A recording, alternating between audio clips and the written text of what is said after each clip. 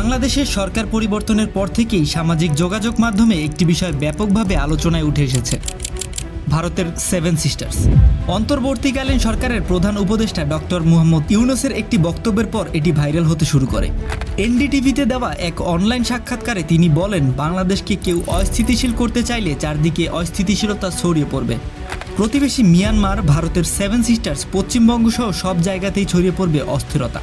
এই বিষয়ে কথা বলতে প্রথমেই জানতে হবে সেভেন সিস্টার্স কি। উত্তর পূর্ব ভারতের অরুণাচল প্রদেশ, আসাম, ত্রিপুরা, নাগাল্যান্ড, মণিপুর, মিজোরাম এবং মেঘালয়, এই 7 পার্শ্ববর্তী রাজ্যকে একত্রে সেভেন সিস্টার্স নামে ডাকা হয়। 1972 সালে জ্যোতি প্রকাশ সাইকিয়া নামের ত্রিপুরার এক জার্নালিস্ট এক রেডিও টক শোতে সর্বপ্রথম এই 7টি রাজ্যকে একত্রে সেভেন সিস্টার্স নাম দেয়। এরপর থেকেই উত্তর পূর্ব ভারতের এই 7টি রাজ্য একত্রে সেভেন সিস্টার্স নামে পরিচিতি পায়। বিশ্লেষকরা বলছেন, আফগানিস্তান দখলের পর ভারত জম্মু কাশ্মীর নিয়ে যেমন চিন্তিত, ঠিক তেমনি চিন্তিত সেভেন সিস্টার্স নিয়ে।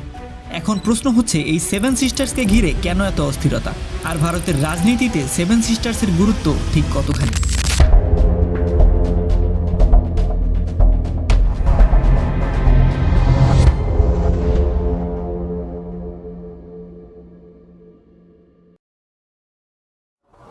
উত্তর পূর্ব ভারতের ইতিহাস জানতে আমাদের সময়ে একটু পিছনে যেতে হবে। যতদূর জানা যায়, দক্ষিণ পূর্ব এশিয়ার অস্ট্রো এশীয় ভাষাভাষী জনগণ উত্তর পূর্ব অঞ্চলের আদিম বাসিন্দা। পরে চীন থেকে তিব্বতী বর্মীয় ভাষাভাষী জনগণ, 500 খ্রিস্টপূর্বাব্দে সিন্ধু গঙ্গেয় সমভূমি থেকে ইন্দো আর্য ভাষাভাষী জনগণ, এবং চীনের দক্ষিণ ইউনান প্রদেশ ও মিয়ানমারের শান রাজ্য থেকে তাই কাদাই জনগণ সেখানে স্থায়ীভাবে বাস শুরু করে।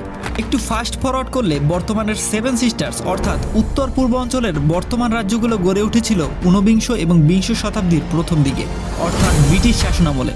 1947 সালে ভারত পাকিস্তান ভাগের পর এই 7 রাজ্যকে ভারতের অন্তর্গত করা হয়। কিন্তু এই অঞ্চলের বাসিন্দারা কখনোই নিজেদেরকে ভারতীয় সংস্কৃতিতে জুড়তে চাইতো না।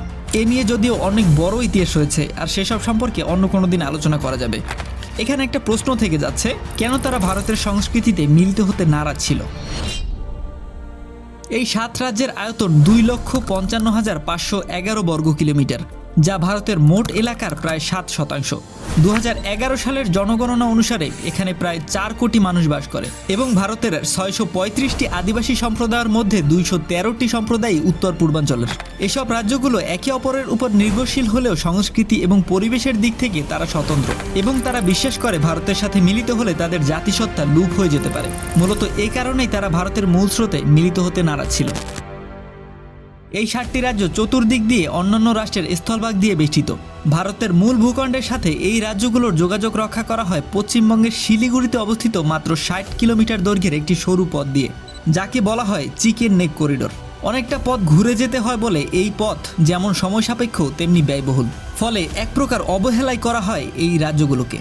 আসামের মাধ্যমে রাজ্যগুলো ভারতের মূল ভূখণ্ডের সাথে যুক্ত হয়েছে, তবে আগে এসব রাজ্য ভারতের অন্তর্ভুক্ত ছিল না। স্থানীয় আদিবাসী রাজারা দীর্ঘদিন এইসব অঞ্চল শাসন করেছেন, ফলে গারো, খাসিয়া, ত্রিপুরা, বোরো, মিজো আদিবাসী অধ্যুষিত রাজ্যগুলোর অধিবাসীরা দীর্ঘদিন ধরে নাগাল্যান্ড, মণিপুর, অরুণাচল, মিজোরাম এবং আসাম রাজ্য নিয়ে একটি স্বাধীন ভূমি গড়ার দাবি তুলেছে বহুবার।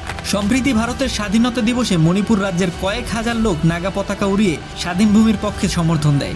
ভারত সরকারের সাথে তাদের এই মতবিরোধের জের ধরে উত্তর পূর্ব ভারতের বিদ্রোহী সংগঠন এবং কেন্দ্রীয় সরকার এবং সেখানকার আদিবাসী জনগণের মধ্যে প্রায়শই সংঘাত দেখা যায়। ভারত সরকার বরাবরই আদিবাসীদের এ সকল বিদ্রোহ কঠোরভাবে প্রতিহত করে আসছে, কিন্তু যোগাযোগের সহজতা না থাকায় উত্তর পূর্বাঞ্চলের সাথে ভারত সরকারের সংযোগ রক্ষা অনেকটাই কষ্টসাধ্য। তাই ভারত সরকার বরাবরই চাইতো বাংলাদেশের উপর থেকে ট্রানজিট সুবিধা নিতে। বিগত সরকারের সাথে এ বিষয়ে একটা চুক্তিও হয় ভারতের। এ বিষয়ে বিস্তারিত আলোচনা থাকবে ভিডিওর দ্বিতীয় অংশে।